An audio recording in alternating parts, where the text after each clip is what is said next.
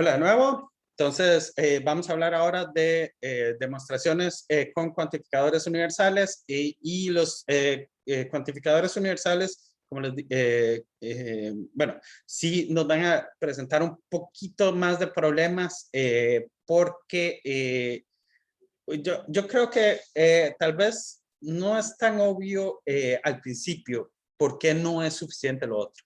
Pero pues, bueno, para eso vamos a tener ejemplos y ya vamos a ver. Ok, entonces, recordemos de nuevo primero que este símbolo es el cuantificador universal, se lee para todo o cualquiera, ¿verdad? Normalmente, entonces, significa muy literalmente que queremos que todas las cosas lo satisfagan, todas las cosas de nuestro universo respectivo. Para eso vamos a hacer entonces un ejemplo, vamos a volver al tema de los números de Fermat en el que hablé en el video anterior. Entonces pueden, si no han visto el video, les recomiendo que lo vean, pero bueno. Igual aquí voy a hablarlos. Los números de Fermat son números de esta forma y Fermat conjeturó que para todo en n, este número 2 a la 2 a la n más 1 es un primo. ¿Ok? Y pues bueno, esta frase entonces usa el cuantificador universal y nos está muy literalmente pidiendo, demostremos que si yo agarro cualquier n, lo meto en esa fórmula, me va a dar un primo. ¿Ok? La frase es cierta solo cuando todos los naturales la satisfacen. ¿Ok? Sí, solo sí, todos los naturales la satisfacen, básicamente. No hay otra forma en la que esta frase sea cierta.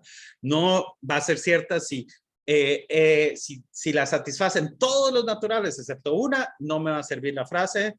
Si la satisfacen todos excepto unos cuantos, no me va a servir la frase. Tienen que ser absolutamente todos. ¿Ok? Entonces, con un solo n que falle, ya la frase es falsa. Por eso, un ejemplo no es suficiente para saber si es cierta. Y esto es sumamente importante, entonces, es algo que tienen que interiorizar completamente.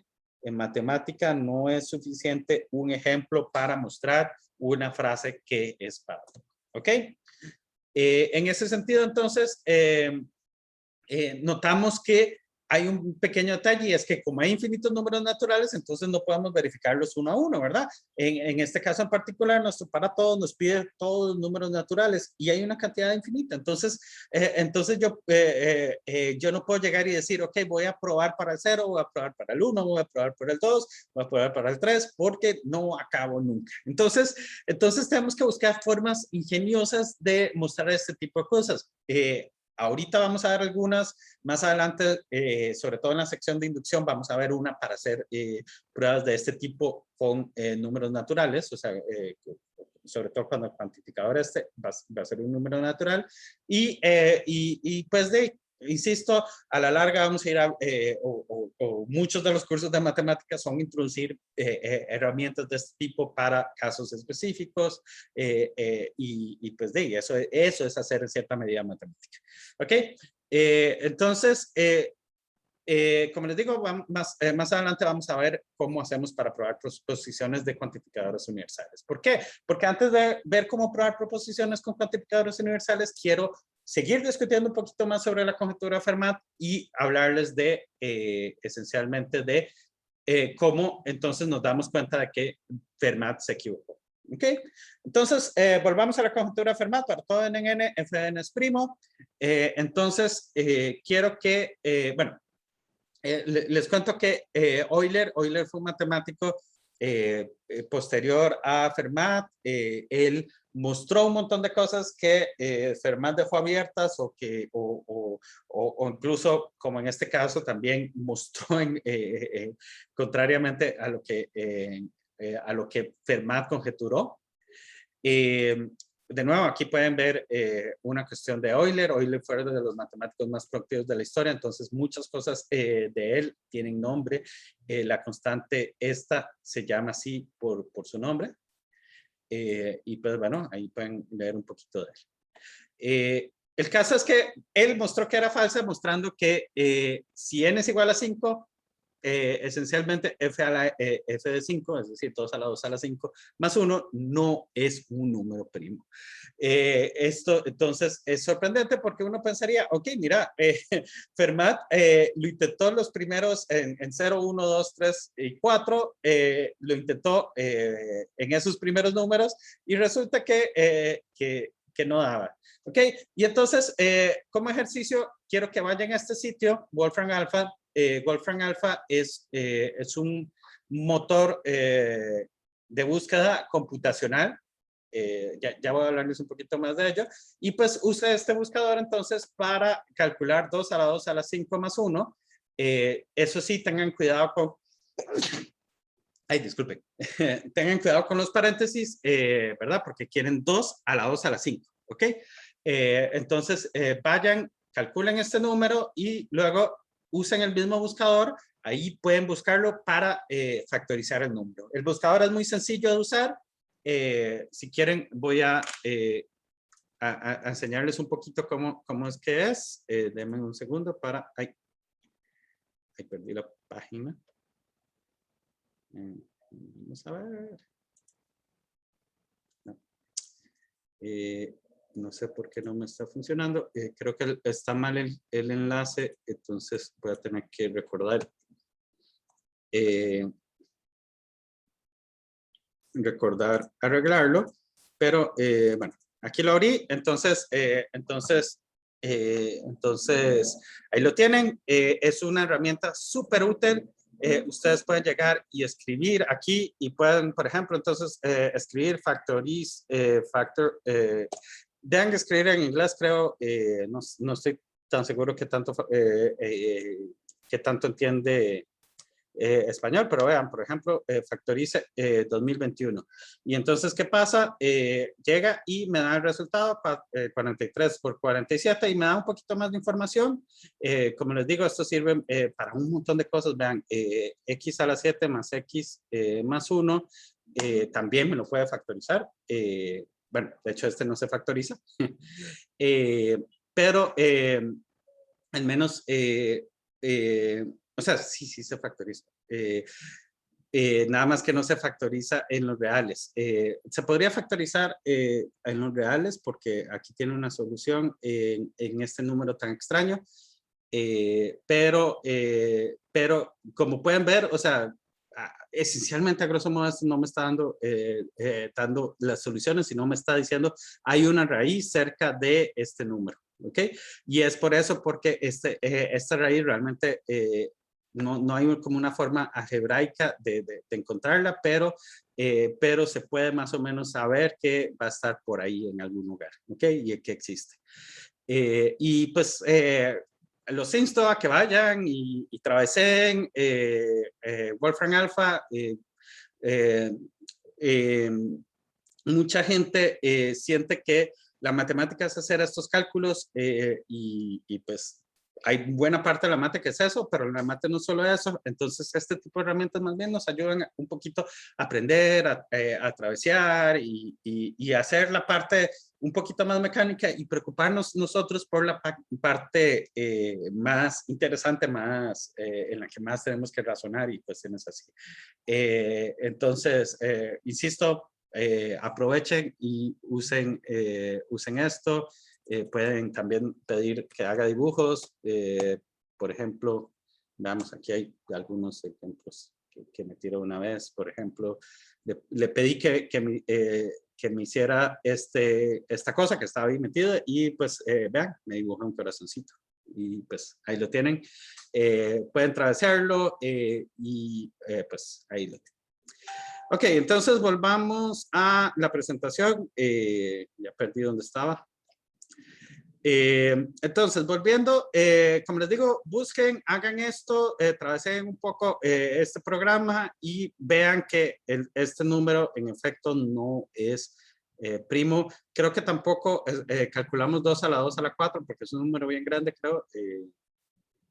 Digamos, 2 a la 4 es 16, 2 a la 16 es, pues sí, no estoy muy seguro qué tan grande es, pero sí es grandito. Entonces, pues bueno, volviendo entonces, concluya que la conjetura de Fermat es falsa, ¿verdad? Porque ya encontramos un lugar que no, en donde no es, este número no es primo, ¿ok? Ahora, aunque Fermat se equivocó, sí hay varias fórmulas que nos dan todos los primos, que es un poquito lo que les había mencionado, esta fórmula por Julia Robinson, busquen sobre ella también, ella fue una matemática muy interesante, probó algo muy interesante que, como les digo, sirvió para mostrar uno de los problemas más importantes que había en el siglo pasado, que es el 10º problema de Hilbert. Hilbert fue otro matemático que en su momento sacó una lista también de problemas importantes de la matemática, aunque él no ofreció $1.000.000, que ya les había mencionado sobre los problemas del millón, ¿verdad? Hilbert hace más de 100 años, en 1900, él sacó una lista que eran problemas que él consideraba que iban a empujar la matemática, y el 10º problema era cuando una ecuación, si hay algún algoritmo para saber cuándo una ecuación diofántica, que más adelante hablaremos en el curso de eso, tiene solución. Y como les digo, esta persona, Julia Robinson, mostró eso, y eso es muy chido. Bueno, volviendo un poquito al tema, entonces noten que sí, mostrar que un para todo no es verdadero es muy fácil. O sea, mostrar que un para todo en n pasa tal cosa, es muy fácil porque uno tiene que exhibir un simple ejemplo en donde no se satisfaga. Eso tiene un nombre muy particular y es lo que llamamos un contraejemplo. Entonces, retomemos un poquito, no podemos usar ejemplos para probar que para todo x, p de x es verdadera. Normalmente no podemos usarlo porque necesitamos realmente mostrarlo para todos, y entonces con que haya uno falla. Pero eso nos dice entonces en particular que por el contrario, si usamos sí podemos usar ejemplos para probar que para todo x, p de x es falsa. ¿Ok? Entonces, probar que esto es verdadero nos pide buscar entre todos, y entonces un único ejemplo no me sirve. Pero un único ejemplo donde falle ya nos permite mostrar que eso es falso. En esto usualmente lo llamamos, a este ejemplo, digamos, que nos prueba que es falsa, lo llamamos un contraejemplo. ¿Ok? Y ese es el nombre técnico. Entonces, normalmente una prueba por contraejemplo, digamos, sería una prueba de que algo es falso usando un contraejemplo, ¿ok? Un ejemplo que muestra que la ecuación es falsa. Entonces, aquí en particular les dejo estos ejercicios. Muestre que las siguientes proposiciones son falsas. La idea es que lo muestren usando esta idea ¿cómo se llama? De contraejemplos. Les cuento un poquito que el primero también es otra fórmula que alguien propuso que para calcular primos, pero ustedes pueden traducirlo un poquito ahí y darse cuenta rápidamente que sí hay algún n donde eso no es un primo. ¿Ok? Entonces lo dejo para que los piensen todos estos, y pues los discutimos la próxima vez. ¿Ok? Y pues bueno, ya que hablamos de contraejemplos y de cómo mostrar que es falsa, hablemos ahora de cómo mostrar que es verdadera, ¿verdad? Mostrar que es falsa, la mayoría de las veces no vamos a querer mostrar que algo es falso, queremos mostrar que algo es verdadero. El mostrar que es falso es tal vez a veces cuando nosotros pensamos que pasa algo, y entonces conjeturamos, hacemos nuestras hipótesis, intentamos mostrarlo y estamos pegados muchas veces, y entonces decimos, pero no, es por esto, y uno se le ocurre el contraejemplo. Pero muchas veces si queremos, o sea, nuestro objetivo va a ser mostrar más bien un para todo. Y entonces para mostrar eso, entonces la pregunta es ¿cómo lo hacemos? La idea esencial es que vamos a agarrar la frase para todo x, p de x, y en lugar de usar un ejemplo, vamos a agarrar x como una variable y la vamos a mantener como una variable, y vamos a manipular las expresiones conocidas que tengamos, o sea, ya sean nuestras hipótesis cuestiones que sepamos de otros lugares, otros resultados que sepamos que son ciertos, vamos a aplicarlos a esa variable, manipular las cosas para intentar llegar a que P de X realmente nos esté pasando. ¿Okay? Tal vez esto es muy abstracto, dicho así o cosas así, entonces vamos a ver un ejemplo. Entonces, intentamos mostrar que para todo, bueno, vamos a lograrlo, pero vamos a mostrar que para todo x en R, x al cuadrado más 2x más 2 es mayor que 0. Entonces, ¿cómo lo hacemos? Vamos a darnos un x en R arbitrario. Entonces, esto va a ser usual. Nos damos un x en R arbitrario. Entonces, es un x en R que nos sirve de cualquier forma. Dejamos el x así. No es que vamos a agarrar un x fijo, ¿verdad? Eso es importante. No podemos agarrar un x fijo porque si yo agarro x igual a 2, ya estoy usando un ejemplo, sino que agarramos un x arbitrario y entonces lo dejamos escrito como x. Intentamos manipular las cosas y aquí es donde viene la parte, digamos, que es pura práctica. Es cómo hago yo las cosas y para eso es que se enseña matemática, por eso es para no tener que idear toda la matemática uno mismo, sino que uno va aprendiendo como tips y ideas y argumentos y cuestiones así. Entonces, de hecho, aquí yo justamente lo que voy a hacer es un argumento que tal vez algunos de ustedes ya conocen y es esencialmente lo que se llama completar el cuadrado. Cuando ustedes tienen una expresión de este tipo, ustedes pueden llegar y decir, mira, una expresión realmente de este tipo, ustedes pueden llegar y decir, ok, voy a agarrar esto y voy a completar el cuadrado. Y entonces, al completar el cuadrado, ¿qué es lo que hacen? Ustedes agarran este número, lo dividen entre 2, bueno, propiamente hablando, tienen que dividirlo entre 2a, ¿ok? Entonces, en este caso, les queda 2a entre 2 entre 2 por 1, porque a es 1, ¿verdad? Y entonces, eso les va a dar lo que debería ser el c para tener el cuadrado aquí completo. Esto les da 1 y entonces eso me dice que yo tengo que sumar 1 y restar 1. ¿Ok? Y entonces sumando y restando 1, esencialmente vean que yo sumo el 1 y resto 1, pero entonces 2 menos 1 me queda 1 y por eso me queda ese 1. Entonces, digamos, ese truco es un truco que tal vez hablaron de él en precálculo o en algún otro curso que ya hayan, que hayan llevado un cálculo. Es un truco muy usual, pero entonces yo sumo y resto 1 aquí y llego a esta expresión y yo sé que esto aquí va a ser una fórmula notable. Esa es la idea de completar cuadrados. Y pues bueno, al ser una fórmula notable la aplico y obtengo aquí un cuadrado. ¿Y qué resulta que obtuve? Obtuve que x más 1 al cuadrado es mayor que 1. Y pues entonces en ese caso noto algo muy particular. Recuerdo que todos los números reales al cuadrado son mayores o iguales que 0. Entonces, x más 1 al cuadrado debería ser mayor o igual que 0. ¿Y qué pasa si a esto que es mayor o igual que 0, yo le agrego 1? Pues, perdón, bueno, estoy repitiendo. Si todos los números reales al cuadrado son mayores o igual que 0, en particular, para agarrando y igual a x más 1, al cuadrado es mayor o igual que 0, y sumando 1 a ambos lados, esencialmente, perdón, no es porque 1 es mayor que 0 y entonces sumando las desigualdades, obtengo esencialmente que x más 1 al cuadrado más 1 es mayor que 0. ¿Ok? Y entonces ahí tienen la fórmula, ¿verdad? Eso es una forma de mostrarlo. ¿Ok? Hay otras, posiblemente alguno de ustedes sepa otra. Por ejemplo, hay una cuestión que tiene que ver con saber si la fórmula tiene discriminante positivo o negativo.